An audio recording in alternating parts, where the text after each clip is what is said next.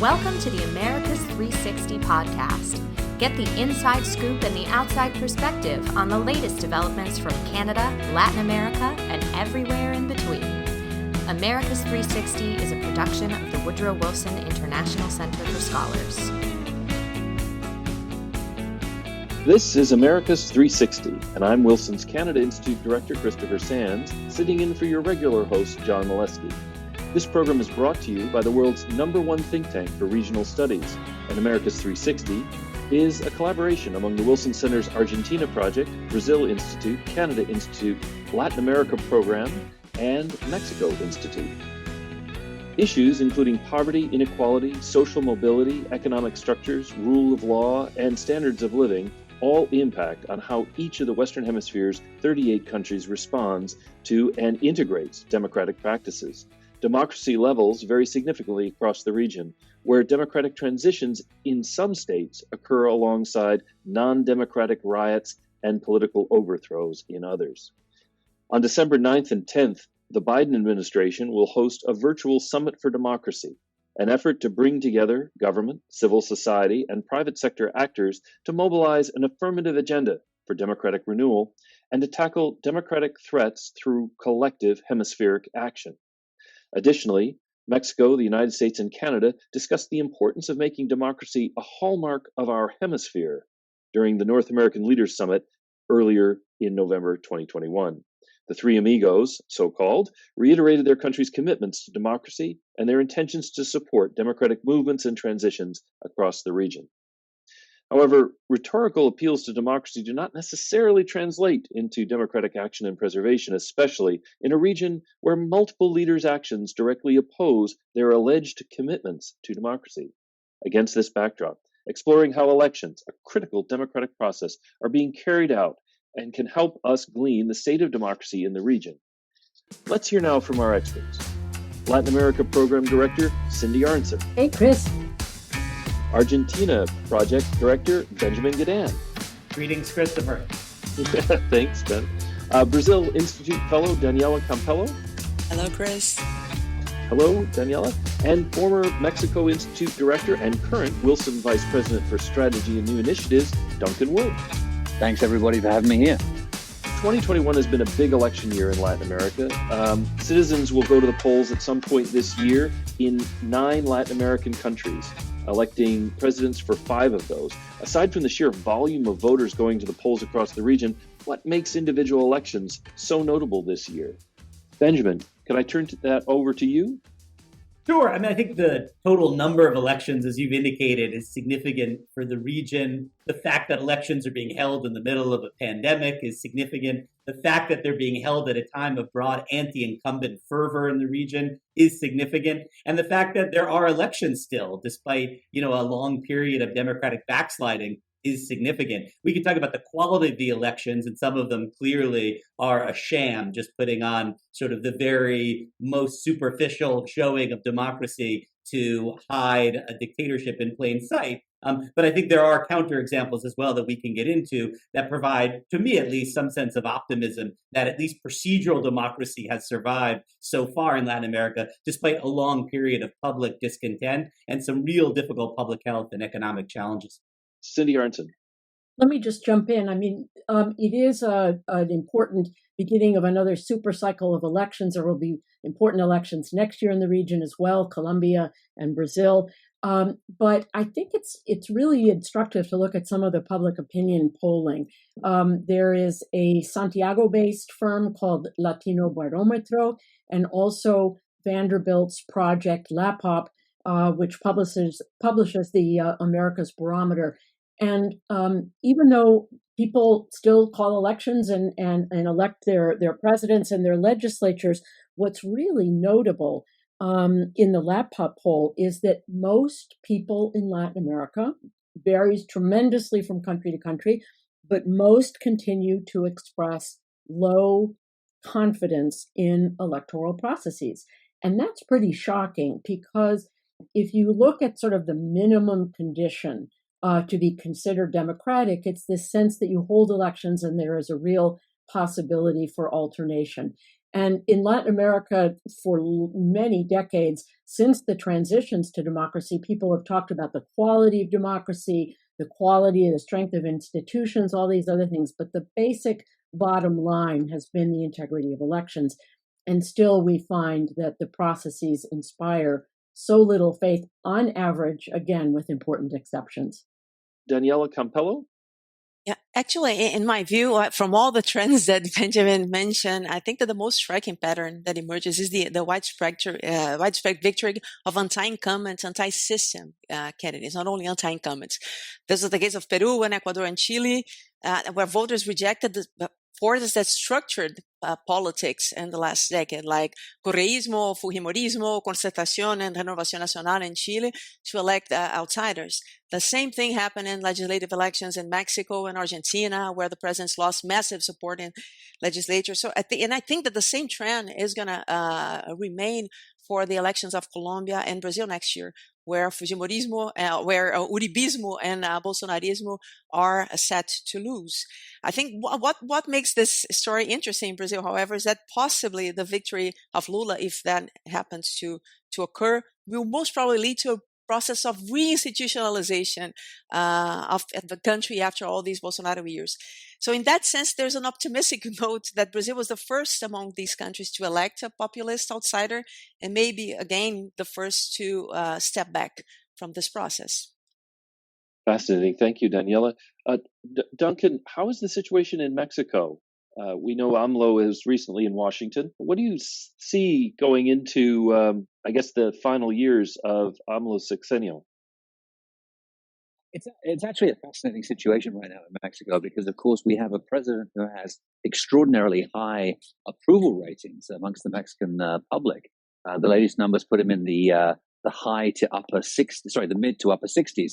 And you know, he's been carrying out his agenda more or less at will, with some checks on his power from the courts and from some regulatory institutions. But then in this summer's midterm elections, we saw that the Mexican people, even though they very much support the president as a person and in his presidential office, they voted in favor of his party in the Congress, but not nearly in the numbers that they did 3 years ago, which means that the president saw his majority in Congress being decimated. That means that he doesn't have the same kind of mandate for the second half of his administration that he wanted.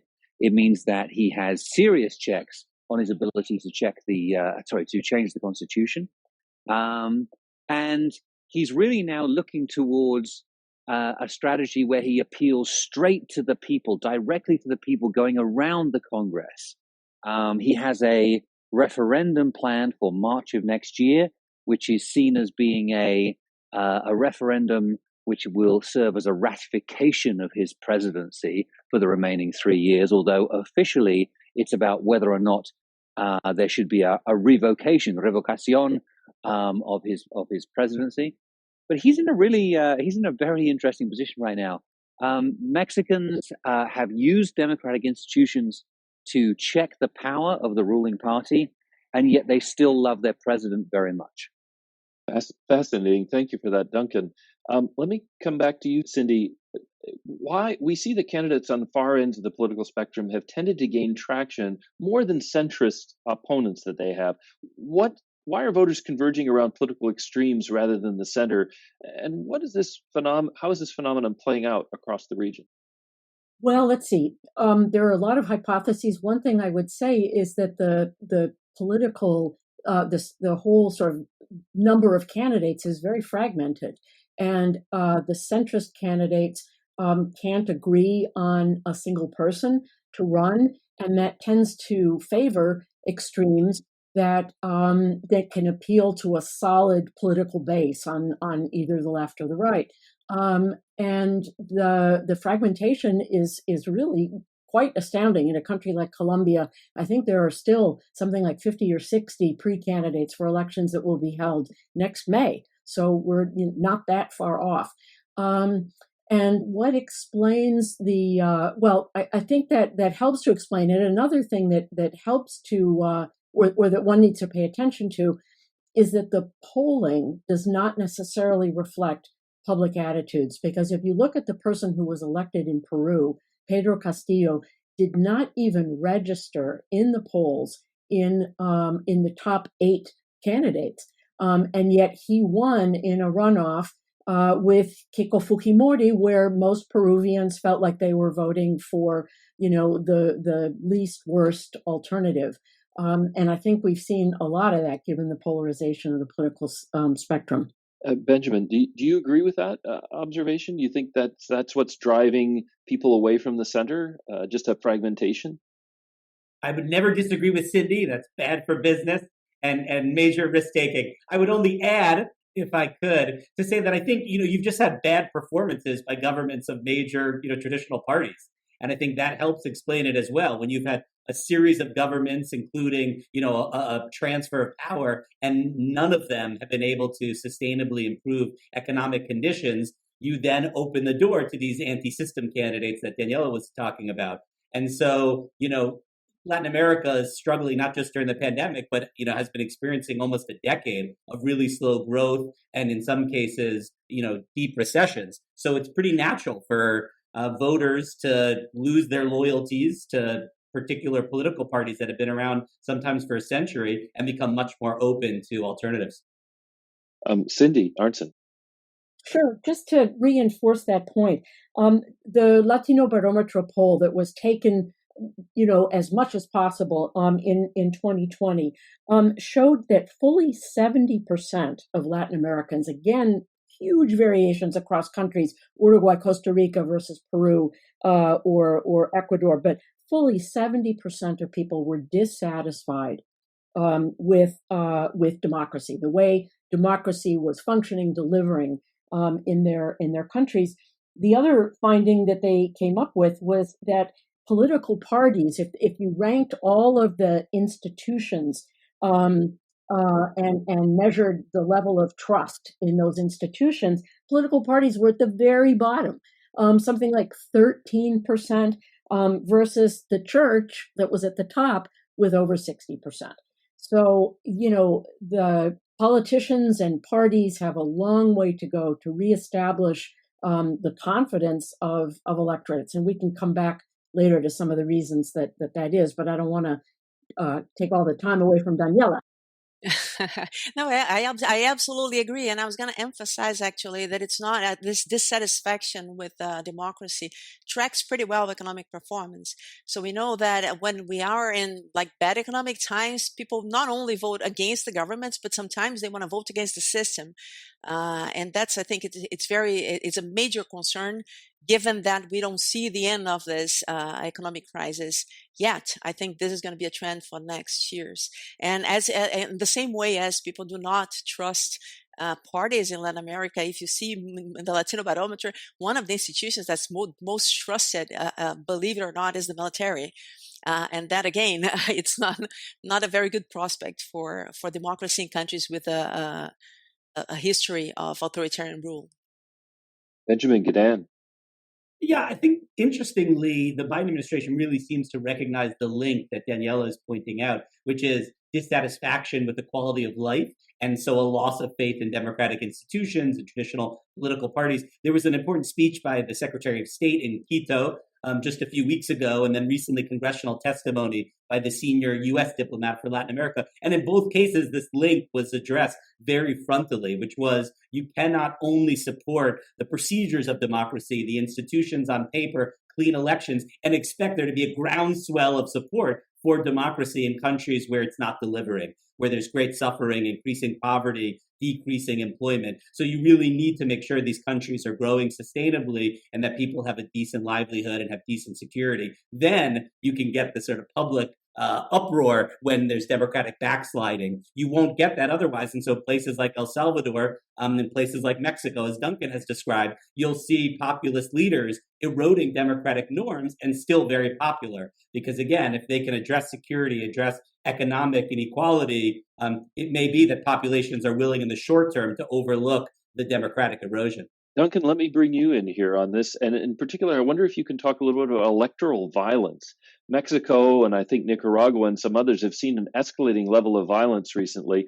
Has electoral violence provided for some boost for successful leaders if they're able to run on law and order? How do you see that factoring? It's a really interesting question, Chris. For many years, people have argued, or rather have questioned, why the rule of law, public security isn't a bigger electoral issue in Mexico. And once again, in this year's midterm elections, we saw that it wasn't the major issue, wasn't the leading issue for voters or for the parties. And part of the reason for that is that nobody has an answer to how you solve the public security challenge in Mexico.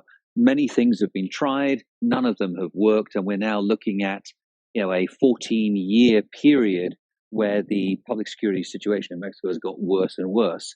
Electoral violence this year was at a record high. We saw a record number of candidates being threatened and murdered in the elections. And there was some disruption on election day, although it wasn't widespread. The most worrying aspect of what we saw this year in Mexico was that, in fact, we had a number of candidates, a small number, but it's significant nonetheless, who were elected, even though they have well-established ties with organized crime. And a lot of people are very concerned about this tendency in Mexico that you're seeing at the local and state level, and even candidates running at the federal level who appear to have a history of collaboration with organized crime. And that's something that really will undermine democracy in the long run. Cindy Arnson. Sure. Just to reinforce what Benjamin said, I think the emphasis in the Biden administration has been on demonstrating that democracies can deliver what people are looking for from their governments. And it's really notable. I'd like to just underscore another finding from the LAPUP survey that was just released, a couple weeks ago. The more than 3 in 5 people in Latin America and the Caribbean believe that most or all politicians are corrupt. That is astounding, right? That is 3 out of 5 believe that many or all are corrupt. And shockingly, something that we've seen, to a heartbreaking degree during the pandemic, is that crime victimization over this last year increased over previous years, and crime victimization by public officials. And we knew that all this public spending was going to open, new opportunities, for corruption, and the polling really bears that out. Now, again, I would be remiss if I didn't say, especially thinking of our friends in Uruguay and Costa Rica, that the variety across the region is really profound. But if you look at these averages, I think it's a pretty disturbing picture. Absolutely. We have just a few minutes left, so if I can go all the way around the table, I'm a little interested in how much we can blame COVID, pro or con. It's amazing, even in Canada, that they've had elections and they've been able to hold them and people have been able to vote. But COVID obviously puts tremendous pressure on public health and on governments and on leaders to deliver. And it's not as easy as putting on a good front. People are sick or they're not. To what extent is COVID exacerbating or just revealing some of the weaknesses in democracy across the hemisphere? Benjamin, can I turn to you first, and we'll move all the way around? Yeah, I'd be happy to quickly give you a few factors. I think it has made governance less effective, which has exacerbated these pre-existing trends of a lot of public disgust with the way government performs, and so increasing public openness to anti-system populists who want to come in and burn down institutions. I think that's been one impact. It gives excuses to figures who have kind of authoritarian tendencies, who want to say, I don't want protests, but not because I don't like dissent, but because I want social distancing. Or I want to limit speech, not because I don't love the media, but because I want to fight misinformation and disinformation. It also increases corruption because there's a real urgency for public spending, and so you don't have some of the same procedures and transparency. So for a variety of reasons, I think it has accelerated some bad trends in the region. I would not by a long shot blame the pandemic, though, for the fundamental weaknesses in democracy in Latin America. And Benjamin, you were telling me the other day a little bit about Honduras as being a bright light. I'm always happy looking for good news. That's why I study Canada. What's going on in Honduras? Yeah, I mean, usually Canada is the only opportunity to talk about a bright light in democracy in the hemisphere. But I think very uncharacteristically, Honduras has given us, I think, a success story in terms of managing an election, at least the basic mechanics. There was a lot of anxiety that in Honduras we'd see a great deal of violence in the run up to the election. We did see some, that we would see fraud as occurred in the last presidential election. There's no evidence of that. There was good international observation. And you're now having a rotation of elites in Honduras, which I think all believe is necessary. We'll see how the new government handles the immense challenges. But I do think for now, Honduras has shown us a clean election, a relatively peaceful election, and now a relatively professional transfer of power with the losing candidate from the National Party conceding politely and expeditiously. So I would say for now, we need to tip our hats to Honduras and to the international actors that supported the process. Danielle Campello, what's your sense? Yeah, my sense is that I agree with Benjamin that COVID exacerbated tensions that were there before. If we remember, going back to 2019, there were lots of economic crises and issues, instability and protests and all that way before the pandemic. I'd like to highlight one point that it's usually overlooked, and I think most goes back to my own research. I think one problem in Latin America that is in the nature of the economies of South America specifically is very extreme economic volatility. And these countries tend to move together and do well in some periods and do badly in some other periods. So after 2011, what we see was a downturn that covered the whole region and ended up with all this instability in 2019. And I think it's overlooked, the issue of economic volatility, and I think this should be put at the center of the economic agenda to smoothen these cycles that create a lot of excitement during the good times that leads to extreme frustration in the bad times. We should be talking more about this. Absolutely. Cindy Arnson, looking at the polls, COVID and everything else, what's driving this? Two quick points. I agree with Daniela completely that, dissatisfaction with democracy was there and had grown exponentially over the last decade before COVID hit. So, to a certain extent, it tells us a lot that the numbers have not deteriorated all that much, during the pandemic. But what COVID has laid bare is this dramatic institutional weakness that has made public health delivery and educational delivery and, the digital divide has just put all of those issues into really sharp relief. And I think that, we have yet to see the full consequences of all of that. Duncan Wood, last word to you. Well, I was lucky enough to be an official observer in the elections in Mexico this summer. And it was a remarkable experience to see how what is essentially a citizen-run democratic process was so successful at times of great stress for the people. And part of that is because it's citizen-run. You saw neighbors helping neighbors. You saw a high degree of investment of time and effort in the election by the voters themselves. And also you saw an expertly run election by the National Electoral Institute, the INE, who trains the citizens so they can run their own elections. And that is something which I think is another bright spot, but there's a huge caveat here. And the caveat is this: because the election went really against the interest of President López Obrador this summer, he has got his sights firmly set on the National Electoral Institute. He is trying to undermine its authority. He's already cut its budget several times. And even though he's tasked it with organizing a referendum on his own presidency for next March, his party in Congress has refused to give the Electoral Institute a budget to do so. And all of this is a very thinly veiled attempt to undermine the legitimacy of that Electoral Institute. And that is what I see as being the single biggest challenge to democracy in Mexico at this point in time. Thank you very much. We'll have to leave it there. Cindy, Daniela, Benjamin, Duncan, thank you all. We look forward to learning from all of you in future episodes. Until then, from all of us at the Wilson Center and Americas 360, I'm Chris Sands. Thanks for joining us.